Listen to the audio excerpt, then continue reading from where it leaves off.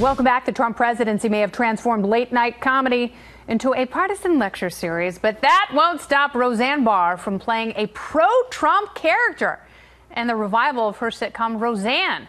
In an interview on 2020, Barr said, quote, "Trump offended half of America and Hillary Clinton offended the other half, so that's great for sitcoms."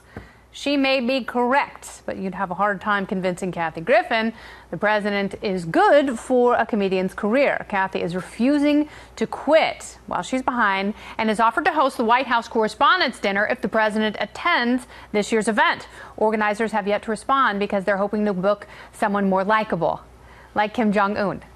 Joining me now to discuss the president's effect on comedy, a man who would make a perfect host for the White House Correspondents' Dinner, comedian and legend, Dennis Miller.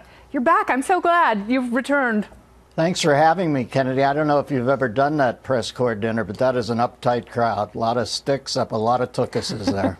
That's absolutely right, especially in terms of the president. So if they hired someone like Kathy Griffin to be the MC, she would obviously go after the president. It might be entertaining and satisfying for leftist mainstream journalists, but would the president attend? I think that's one thing about Trump. I think he's, I don't know, appropriate he ran in the GOP because an elephant never forgets.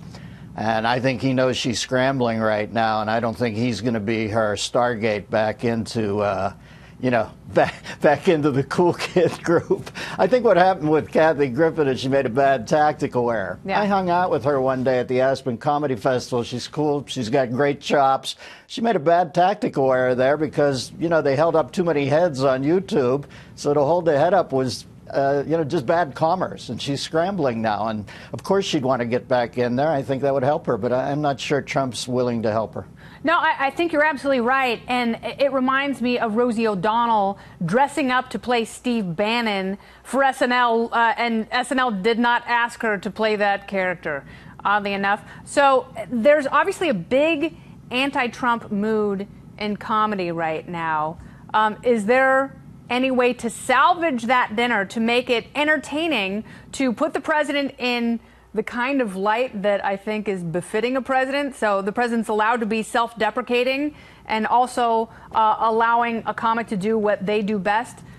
If not you, who?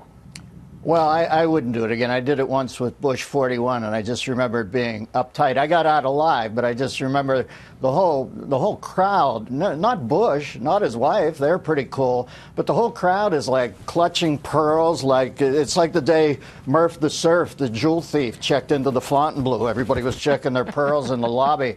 Very uptight crowd, so I wouldn't do it. But I would think that Kathy's not going to end up doing it. If I was Kathy, I would remember that at some point, it seems like Roseanne has had this light bulb go off. Yes. The hoi polloi are the people who pay for tickets.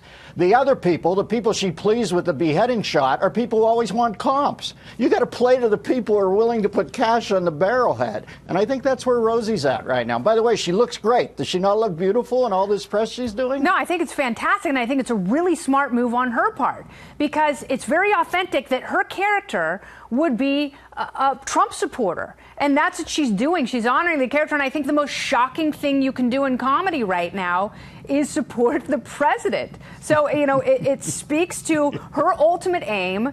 And also, I think it's really funny how much she hates Hillary. Yeah. Well, listen, I think Rosie started out, if you remember, when was she first on your radar? When she said that she was a domestic goddess. And I think if you go back to the last election and see who Trump did well with on the female side, it wasn't young women out there,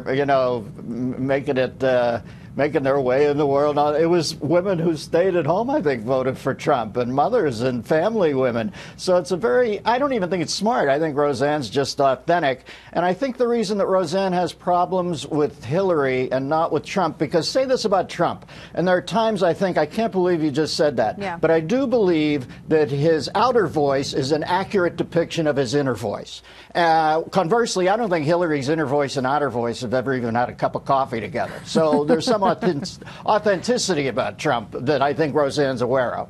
Yeah, I think you're absolutely right, and it'll be interesting to see how much success that brings her. I think it's refreshing. I think it's very boring when comics hit the same note over and over and over again. Comedy is supposed to push boundaries. No one knows that more than you. Dennis, thanks so much for coming back. I appreciate it.